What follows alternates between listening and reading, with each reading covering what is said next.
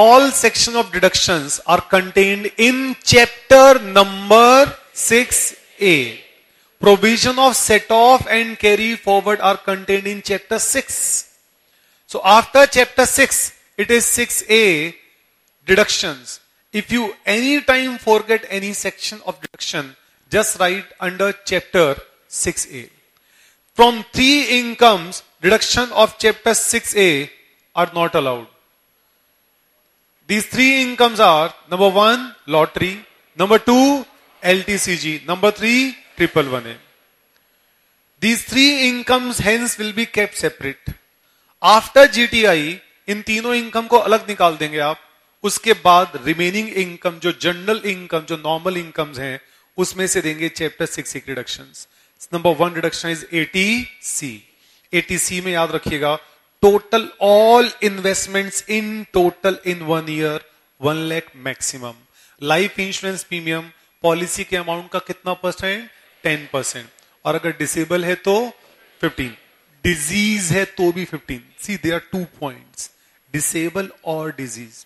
In both the cases, the limit shall be increased to 15% of the capital sum assured. Correct? Next, अगले page पर आइए.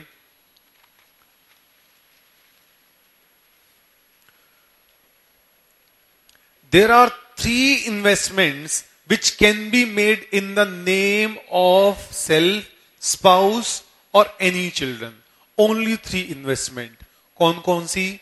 LIC premium, या फिर PPF, या फिर ELSS यूलिप.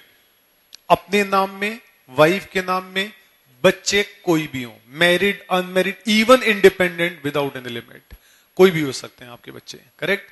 आपको ये इन्वेस्टमेंट प्रीवियस ईयर में करनी है, अप टू 31 मार्च करनी है. अब ये क्वेश्चन किया था हमने, अगर 30 जून को करते हैं तो नेक्स्ट ईयर में no concept of return of income. जब भी ये अमाउंट मैच्योरिटी पर मिलेंगे तो कोई भी टैक्सेबल नहीं है, फुल्ली एग्जेम्प्ट. हमने कहा था ATC is on the model of ETE और EEE. Whether interest is taxable or not, that shall be decided by chapter other sources. But one thing is for certain, that under ATC, whenever amount is received on maturity, it is fully exempt. Next, ATCCC. ATCCC, pension plan. Pension plan में जब भी question में लिखे मिले annuity plan, pension plan of insurance company, carefully check whether it is of government or it is of any insurance company. Insurance company, 1 lakh rupees maximum in 1 year. Keep it in mind, only in the name of self. No spouse, no children.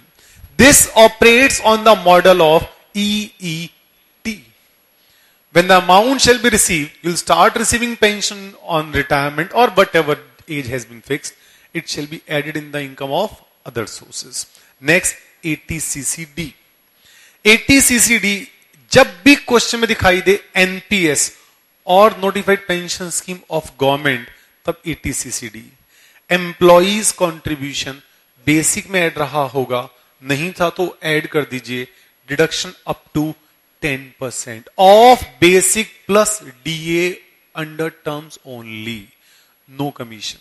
Employers contribution, whatever has been contributed, 15%, 20% shall be added in the gross salary, underhead salary, and then deduction shall be allowed only up to 10%. Again, of basic plus DA under terms only, no commission. Again, this operates on EET model. When amount is received, it shall be taxable. Next page. ATCCE.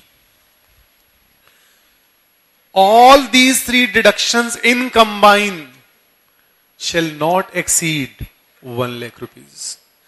Presentation कैसे करेंगे?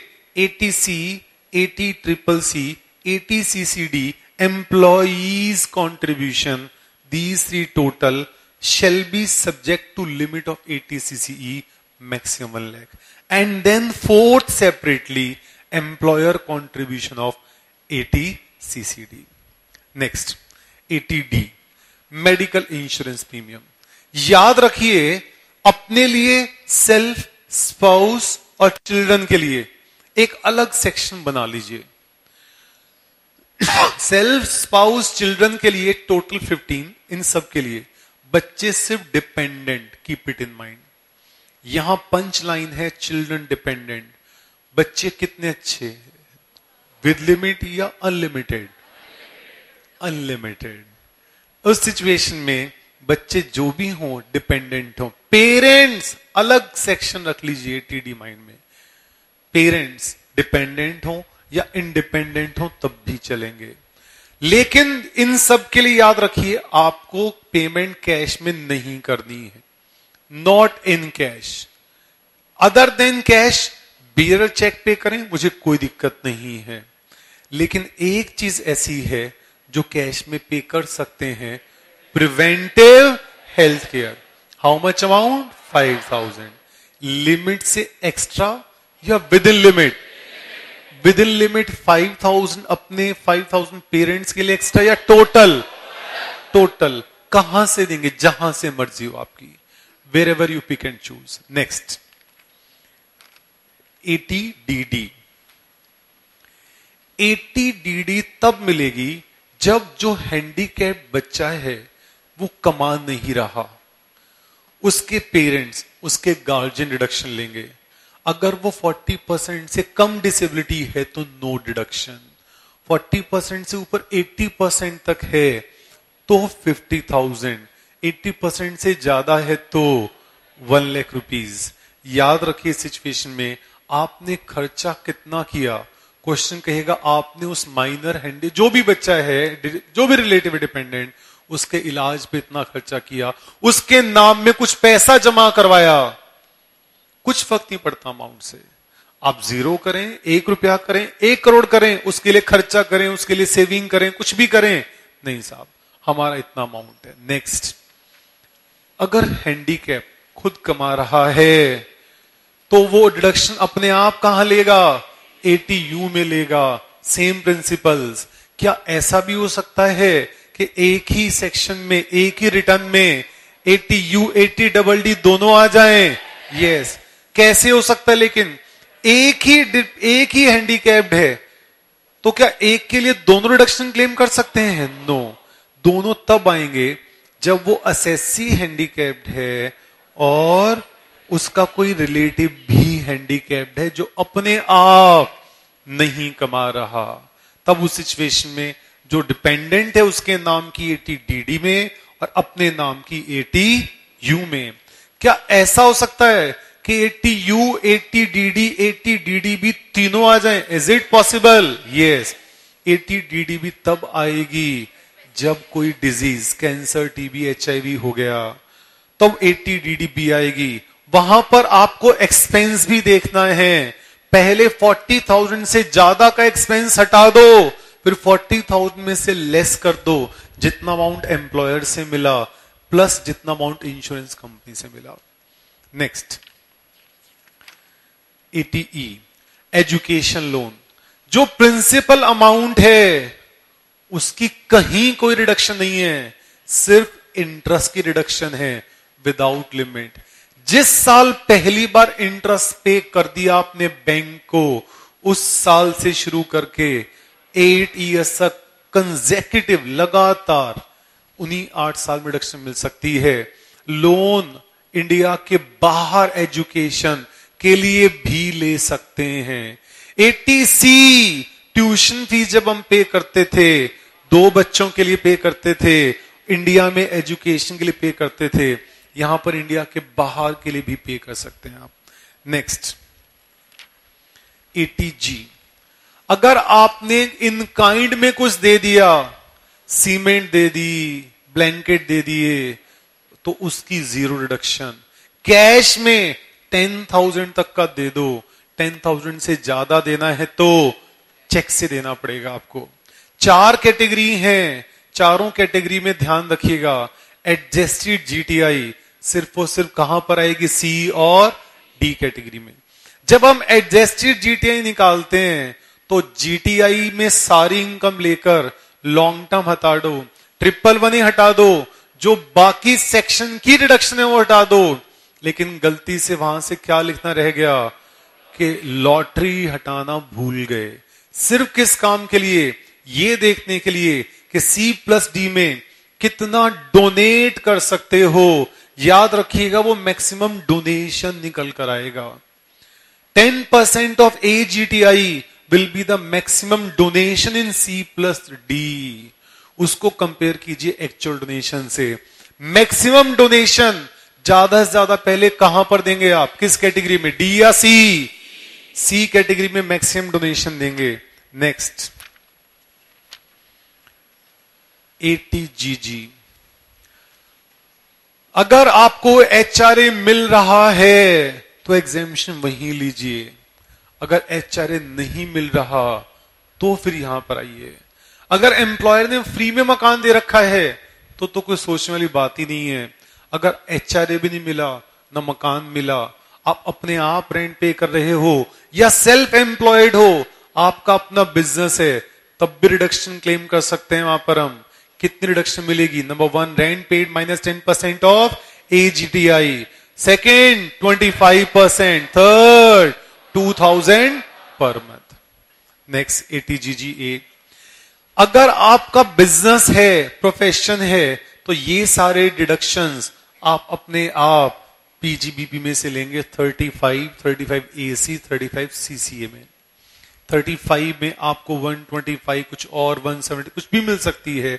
लेकिन अगर आपका business नहीं है तो reduction GTA में से मिलेगी, लेकिन कितना परसेंट मिलेगी? ओनली 100%।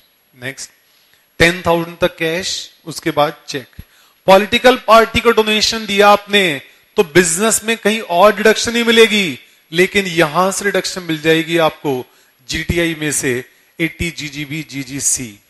नेक्स्ट, वही कैश में आप कुछ भी पे नहीं करना।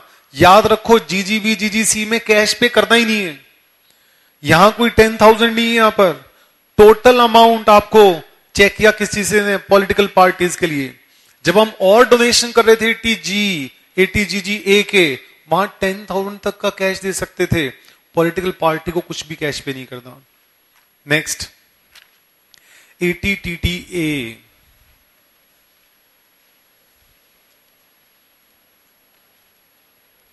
अगर FD से इंटरेस्ट मिला तो डिडक्शन नहीं है, सेविंग बैंक से मिला तो डिडक्शन है। अगर क्वेश्चन में लिखा होगा इंटरेस्ट फ्रॉम डिपॉजिट्स, ये नहीं लिखा कि सेविंग है या FD है, तो अजम्पशन लिखना कि सेविंग वाले डिपॉजिट मानकर चल रहे हैं और हमें रिडक्शन ATTTA में मिल जाएगी। वहां पर याद से एक एजम्पशन जरूर लिखनी है। मैक्सिमम लिमिट कितनी है? 10,000। सेविंग बैंक किसका हो? सेविंग अकाउंट वो बैंक का भी हो सकता है, पोस्ट ऑफिस का भी हो सकता है, कोऑपरेटिव अकाउंट का भी हो सकता है। It can be of any account. लेकिन पोस्ट ऑफिस के अंदर साथ में एक और परमिशन भी है। वहां पर क्या परमिशन है? वहां पर कि 3,500 रुपीज पोस्ट ऑफिस का एग्जेम्प्ट है और ज्वाइंट अकाउंट अगर है तो 7,000 एग्जेम्प्ट है। नेक्स्ट, ATCCG RGESS, ये उन लोगों के लिए जिनकी GTI अप टू कितनी है?